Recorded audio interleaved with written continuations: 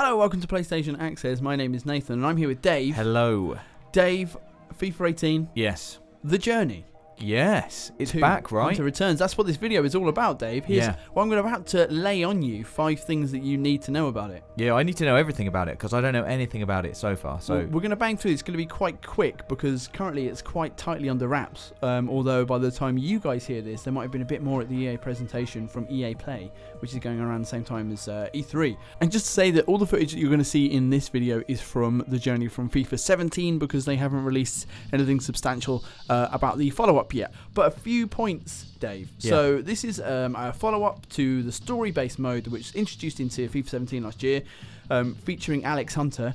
And the first thing you need to know is Alex Hunter returns. Really? He does. Wow, that's interesting. So he's back. So he is still going to be playing football. And you kind of find him where you left him at the end of the first journey, which is basically he's made it, he plays for a good club, and he has a very nice flat.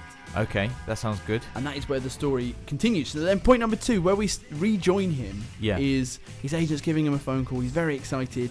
It turns out there might be an offer from a big Spanish club. Hello. I know, exactly. But then, drama, for some reason it falls through. But at that point, the fans have turned on him, Dave.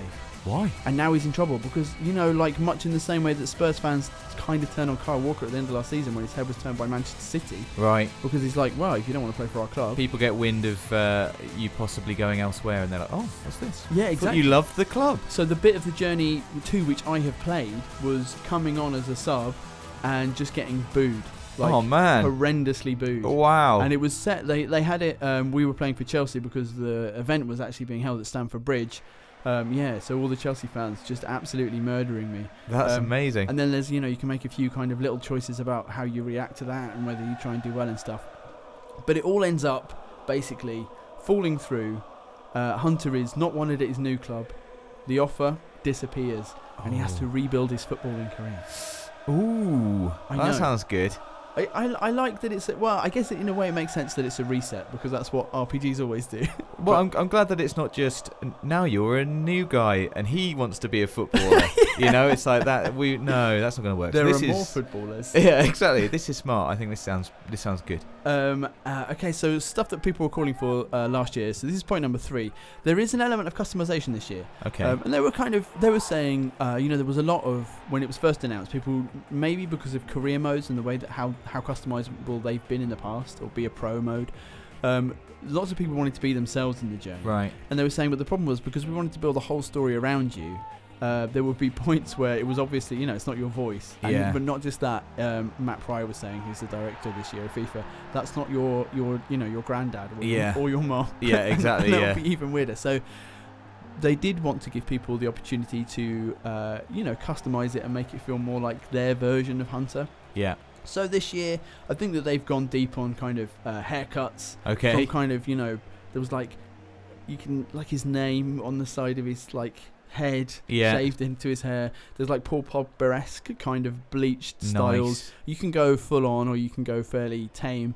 Tons of different boots and clothes, and all the, you know, the boots and the balls situation in FIFA is pretty opulent. Yeah. So you can see how that kind of licensing element would extend to a wardrobe.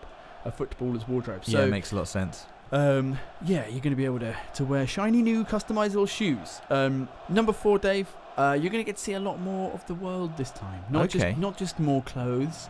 So last time it was very much an English Premier League experience. Yes. This time they've hinted that, I mean, in rebuilding his career, I think he gets to go somewhere else. Right. And they have hinted quite strongly that it's South America. So, and that also ties in with one of the fact that they have gone quite big this year on regionalisation of kind of atmospheres of stadiums and crowds. Yeah. So, you know, that would be really important to a mode like this. Yeah, definitely. So it seems like perhaps he could be going to the Brazilian League. I guess echoing the kind of on loan story that they had in the previous journey. And then maybe as a way to get back to Europe, or maybe he'll just be happy there. Who knows? Maybe he'll learn Portuguese and stay there forever. And then number 5,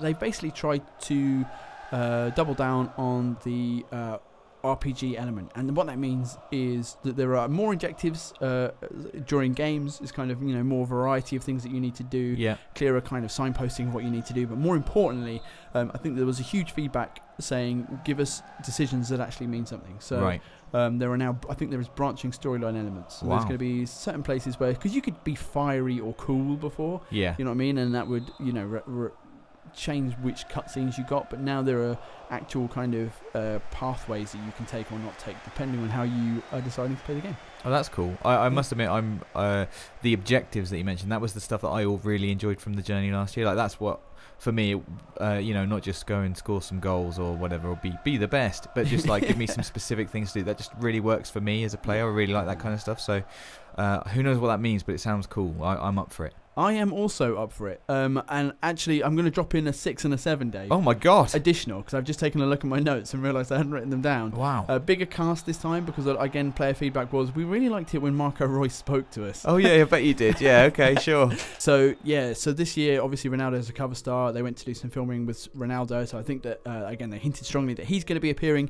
And number 7, lastly, local multiplayer. So at the beginning of every game, you just get asked, do you want to play this co-op with a friend?